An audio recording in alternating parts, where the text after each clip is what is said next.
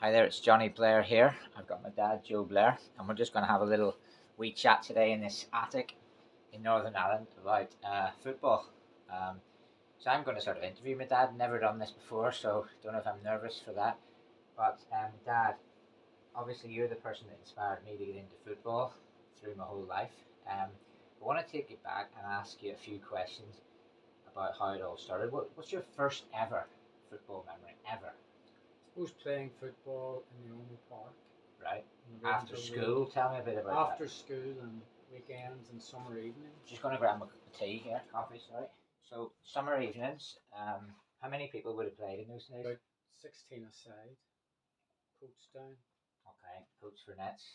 And what age were you then?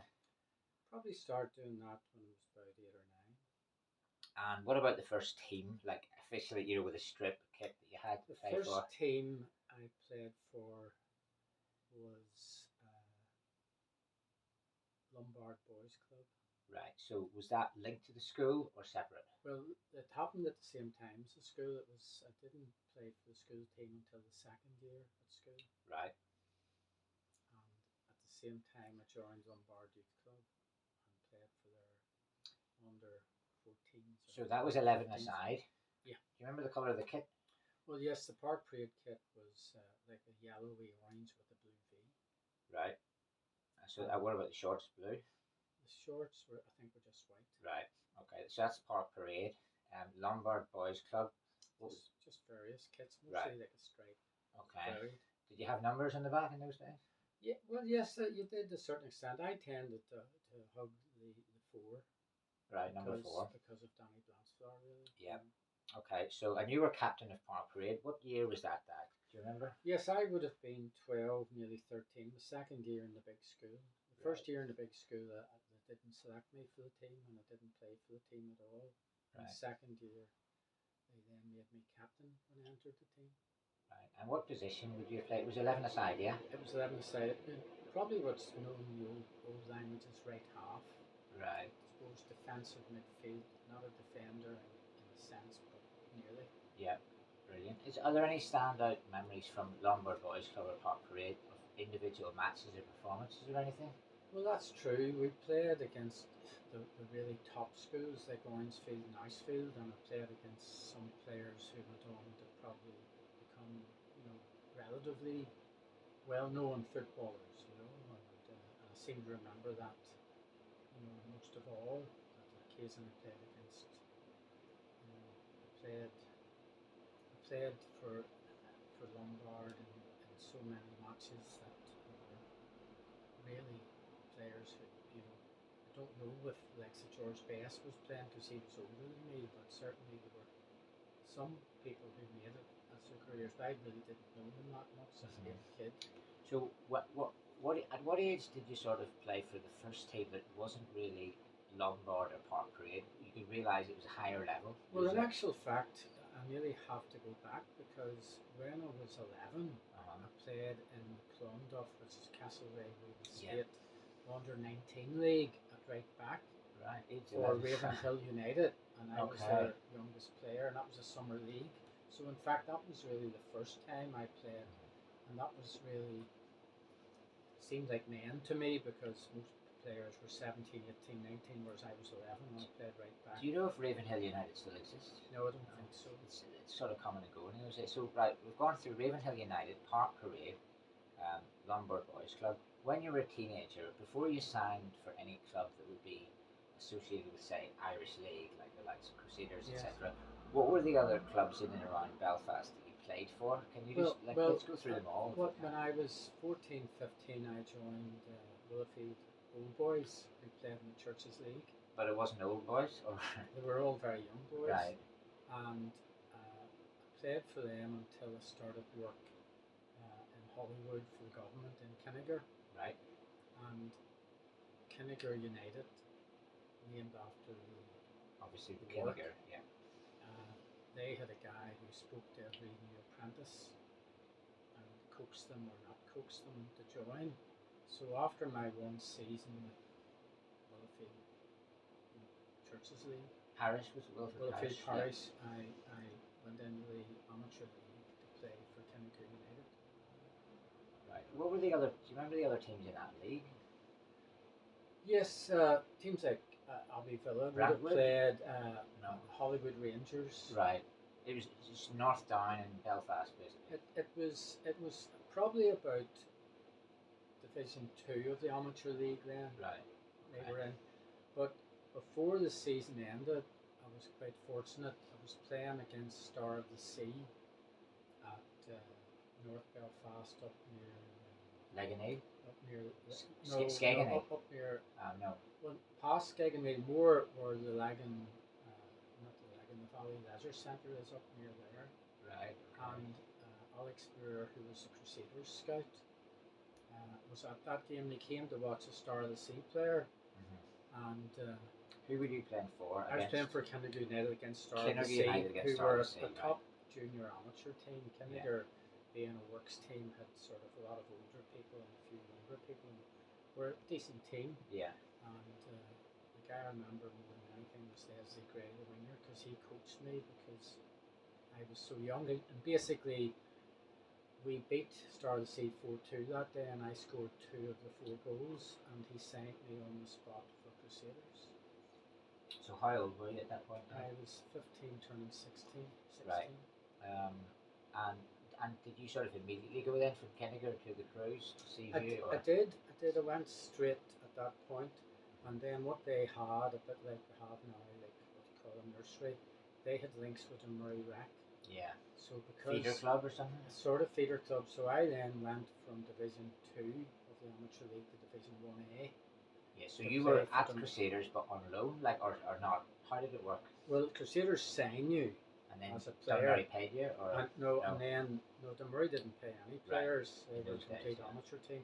But then you would have played for Dunmurry on the Saturdays that you weren't playing for Crusaders reserves. Right. And so I was quite fortunate. I quickly got on to the Crusaders reserve team and finished that season playing for them. And Dunmurry were sort of up and down, but I wasn't with them every single week necessarily. Was Dunmurry Rec were always playing in the sky blue and the blue and white in those days? Blue and white stripes. There's a picture of them just up. Oh, that is Dunmurry. Now I'm just going to grab that photo just to show it to the camera because I'm aware of that one. Was that taken at what's the name of their stadium? I've forgotten it. Ashley Park. That's the Dunmurry Rec one there. Can you see me in the picture? Yeah, there we go, the front row.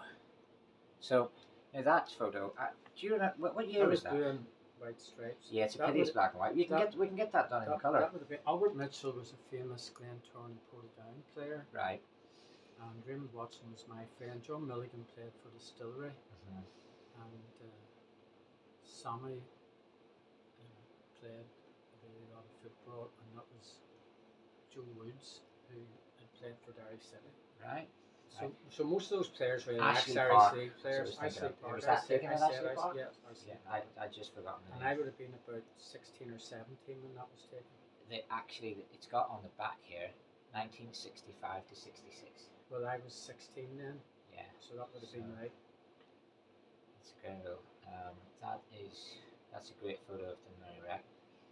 Was that? They were a good team. How many matches would you have played for Dunmurry Rec? Do you remember? Probably over 2 seasons, approximately. 70 or something, or how many matches I would have played? I'm sure at least 50 matches for me. I wouldn't. It's hard to know. Yeah. I couldn't. In those days, there's no. It might have been more. It might have been less. Okay, so the Dunmurry Rec and Crusaders sort of period of your football, how long did that last roughly in years? Well, it actually spanned 3 or 4 years because what happened was Crusaders manager Jimmy Murdoch, who liked me as a young player, he unfortunately emigrated to South Africa. Okay, so he left the club. And the new manager, Ted Smith, brought in his own young players who ironically were all older than me. You know, they were all 18, 19, 20, and I was 16. Right. And so I only played one more season for Crusaders because I was mostly in the Crusaders reserves team. In fact, I played in the George Wilson Cup final for them. Actually, tell us about that because that is the that was against Glentoran. Yeah. And the Glentoran team at that time, it was 2-1 that they defeated us, and David Glendenning was Crusaders left back, and the previous Saturday we played Distillery seconds, and I had played against John Hill, who Went to play in the World Cup. went on to play for Glentoran, but I was directly against John. That's the same John Hill who played in the World Cup for New Zealand? Yes, I think so, who played for Glentoran. Yeah, and he emigrated to New Zealand. And yeah. we beat them 3-1. I scored 2 goals against them that day. Against John Hill? Yes. And then what happened, the match was the Tuesday or the Wednesday night. They made me first substitute on the bench for the final. And after so you had only one sub in those days or two? I don't know, but after about 10 minutes, David Glendenning broke his ankle. Right, at the Oval. And he was like a veteran left back, well known. In fact, his son Mark Glendenning went on to play in the Irish League.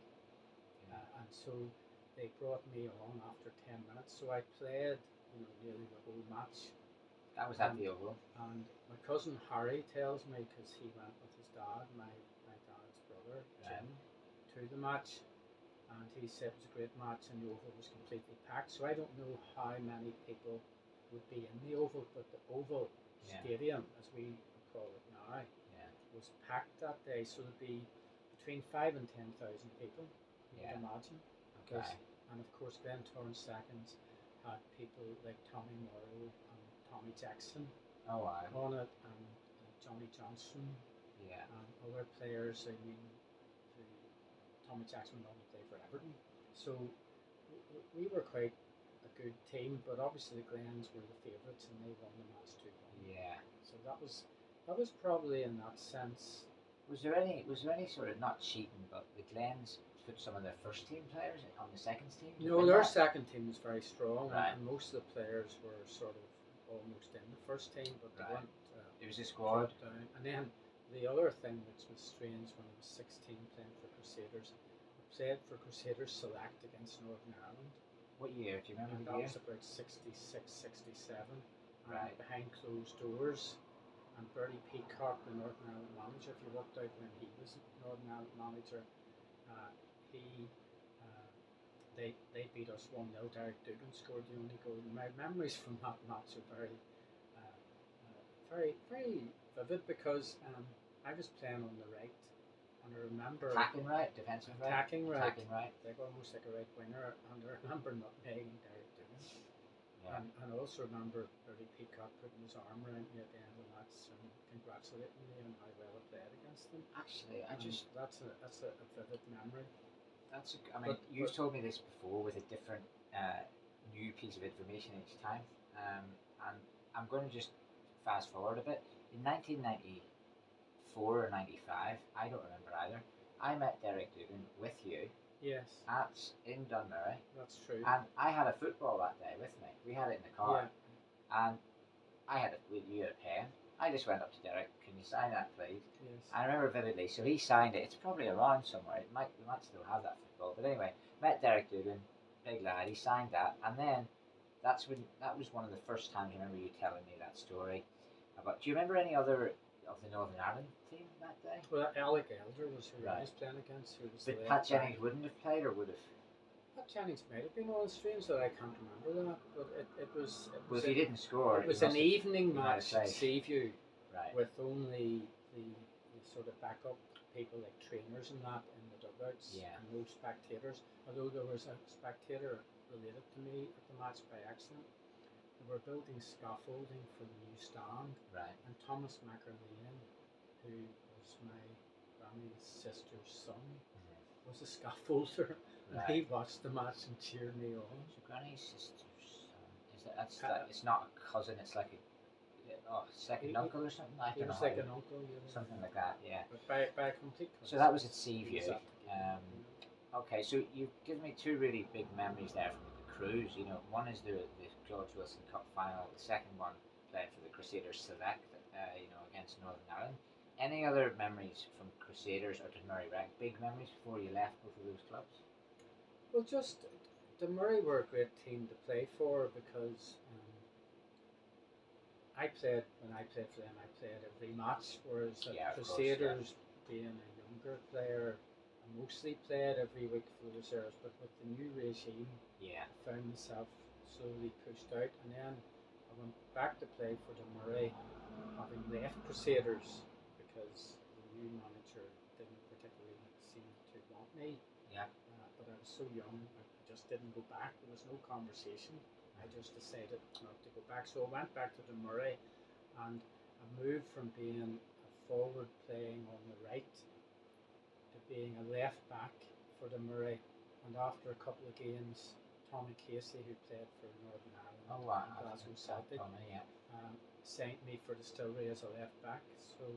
So I was signed for Crusaders as a forward and signed for Distillery as a Just to put this into perspective, Stuart Dallas, who I've actually seen on television today in an interview, yes. Stuart Dallas is also as versatile as that.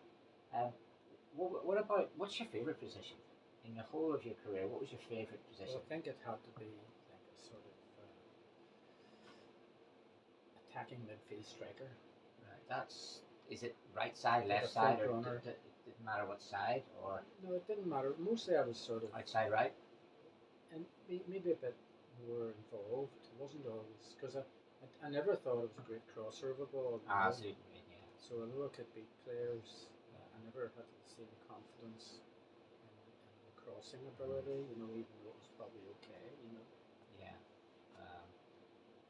Yeah. So when you got to Distillery, where were Distillery playing? Where was the home stadium? They were at that time at Grosvenor Park, which is off the Grosvenor Road, leading up to the Springfield Road in the Falls. So that's not. See, so when I think of Distillery, I'm thinking Distillery of Street. Right. Oh, okay. And I take it there was originally a distillery there. Right. Like it was white and black. The kit was the same. They were white and black. Tops. They were not on like right. the Spurs, except it wasn't navy. Yeah. It was white and black. White and black. And played for them for about a season and a half. And the problem there was I got a badly damaged ankle. Right. But I had the sort of memories there are a bit silly in a way because I actually playing against Linfield Swifts. I was booked for fouling Sammy Pavis, who as a child was my hero, playing for Glen Torrance. So that was really weird. You know, he was in his twilight years. Yeah.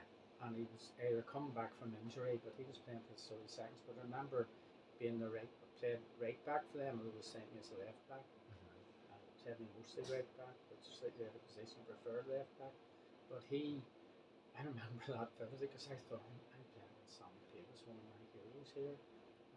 It makes you want to play better against him. Well, I think I tackled him hard, which I was never that sort of player. But I remember actually getting booked. Yeah. For tackling Sammy Pavis, you know, which is a strange sort of bizarre memory. I actually remember when I played in the BB, if you got booked, they didn't actually have a yellow card to show you. There was no yellow just wrote card your name down. Your name. In fact, the referee says take your. There wasn't even a red card showing when I played BB. It was just get off. That was it. Now we'll talk about And then Tommy Casey, whenever I tried to come back from injury, which was a bit disappointing. Sad for me. He took me to the side and found out later from another friend that he was very like this, having tortured my mum and dad to get me to sign for Distillery, and came to Fort Glen Torrance Street to get my mum and dad to sign forms, and had watched me several weeks for this the Murray Rack and signed me and was all over me like a rash. Recovering from my injury, and I was 19 then. Right. He says, I've got 16-year-olds are better than you. You're 19. I need you. And that hit me like an express train because I thought, well, I'm clearly never going to make it. And I spoke only a couple of years ago to a brilliant player, Brian Symington, who played in England and played for the Glens. Actually, Brian was several years older than me. Does he have any daughters? I don't know. I know Joanne. I don't know, but what he told me at the Oval, I met him at the Oval a couple of years ago. We were reminiscing, and we weren't at the Distillery at the same time. And Brian Symington told me that he destroyed Brian Symington's confidence from the touchline. He used to pick him to play for Distillery first, and then rant and rave and swear at him from the touchline. Obviously that wasn't good. Okay, so distillery, sort of, went wrong a little bit there. But after distillery, what was the next team after Back to distillery? the Murray Rack. Right. Well, actually, you were officially at the Murray Rec. That I was not then like sort of I was on. then deciding, because it had about 3-4 seasons with Irish League clubs, Yeah. that I would be happy just to play for the Murray. Yeah. And to be fair to Murray, they were very loyal to me. Oh, why? They welcomed me they're back still. each time I Yeah. came back. Yeah. You know, and then, which was really strange, I met Mum. Yeah. So we're talking about 1968 now. That would be right. I was Yeah. 19, going on 20. Well, Yeah. 19. Maybe the year before, nearly, because it all squeezed in. So what happened then was that I continued to play for the Murray after I met Mum for at least a year. She didn't go to the matches particularly, but I would have, went to Ashley Park. How did you get the away games in those days? Was someone Well, driving? well, you see, by that was it time team I bus or had something? my daddy's wee Blue A40 and ultimately his Ford Escort.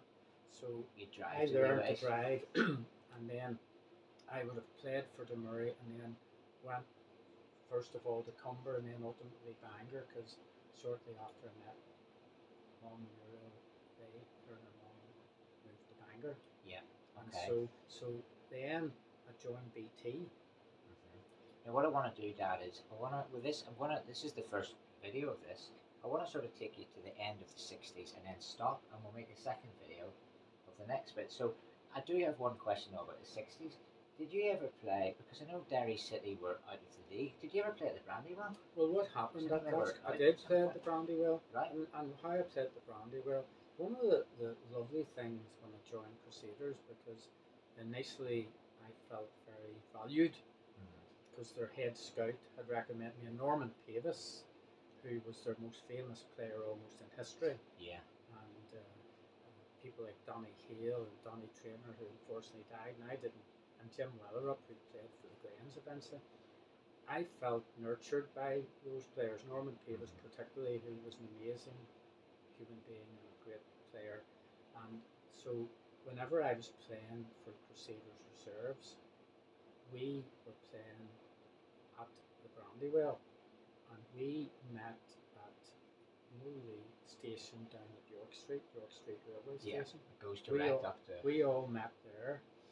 In fact, I got the bus, I think, with a couple of guys. You got the train up? And we got the train to Derry, and they served us with a dinner. What, Derry City? No. No. Crusaders Okay, silver service. There was a dining car Yeah. on the train. Yeah. In those days, in the '60s, you see. Right. And so, as a player, you turned up as neat as you could. Yeah. And then Kit bag, boot bag. You sat down and you had a proper meal On the train. on the train. Yeah. And then we played at the Brandywell. I can't particularly remember the score of that game, but I remember playing on the wing, and it was a big hill in those days. This way before they straightened the Brandywell. So I remember being partly a wet day, bright on wet, if you see what I mean. Yeah. And then we got the train back, and Saturday afternoon, would it have been? yeah, in those days you got a small brown envelope. Probably, I'm not sure it was illegal, but it was to cover your expenses.